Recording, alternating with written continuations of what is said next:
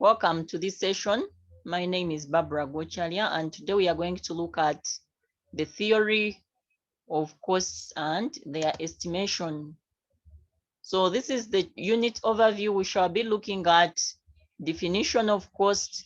We shall be looking at the short-run relationship between production and cost, the short-run cost function, the long-run relationship between production and cost, the long-run cost function, the learning curve, economies of scope, and other methods to reduce costs.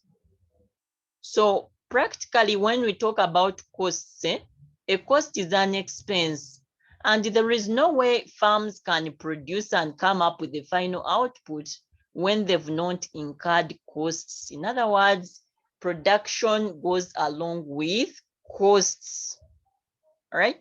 So we have different types of costs, and these costs are either relevant or irrelevant costs.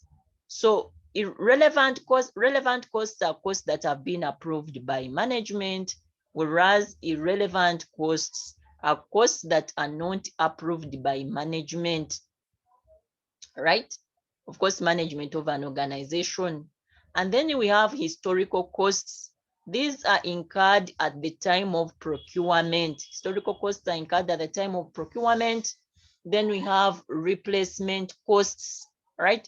For example, cost to replace the inventory. It could be, for example, replacing spare parts for worn out or machines that are broken up, that kind of scenario. Then we have opportunity cost. Of course, these costs can be either monetary or non-monetary costs. So opportunity cost is a non-monetary cost, and the opportunity cost by definition is the second best alternative foregone when choice is made. Opportunity cost, the second best alternative foregone when choice is made. For example, it could be that maybe at this particular time you are supposed to be at work. I'm just assuming. At this particular time you are supposed to be at work, but at the same time also you're supposed to be attending class. So you have to make an opportunity cost. If you forego your work, you forego being at your workplace and you come to class, it means being at your workplace is an opportunity cost you have made.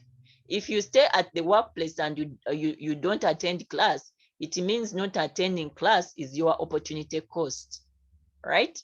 So opportunity cost is also a cost, by the way, that economists is a non-monetary cost that economists put into consideration. And the difference between economists and the accountants is that the accountants only look at monetary costs.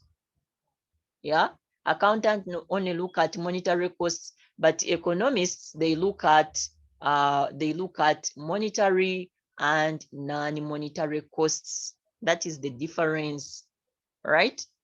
So the opportunity cost is also a non-monetary cost, and it's also an indirect cost. Non-monetary costs are indirect costs, and non-monetary costs are also known as implicit costs. They are also known as implicit costs, right?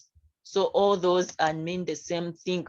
Opportunity cost is a non-monetary cost. It is an indirect cost. Non-monetary costs are indirect costs, and it is an implicit cost. Non-monetary costs are also known as implicit costs. Then we have the monetary costs, which are also known as the out-of-pocket costs. The out-of-pocket costs, which are also known as the monetary costs. And monetary costs are direct costs, which are fixed costs, right? Direct costs. And then also we have explicit direct costs. Monetary costs are direct costs, and monetary costs are also known as explicit costs. So the difference between economic cost, and economic cost and accounting costs, economic costs. We have what we call economic costs for the economists, and we have what we call accounting costs. So with accounting costs, they only accountants, those ones accounting costs, they only look at the monetary costs. Accounting costs only look at accounting costs, only look at the monetary costs, or the explicit accountants only look at the monetary costs, or what we call the explicit costs, which explicit costs are also known as the direct costs. Whereas for us, the economists, we say that no, that is not, that is a narrow way of looking at costs.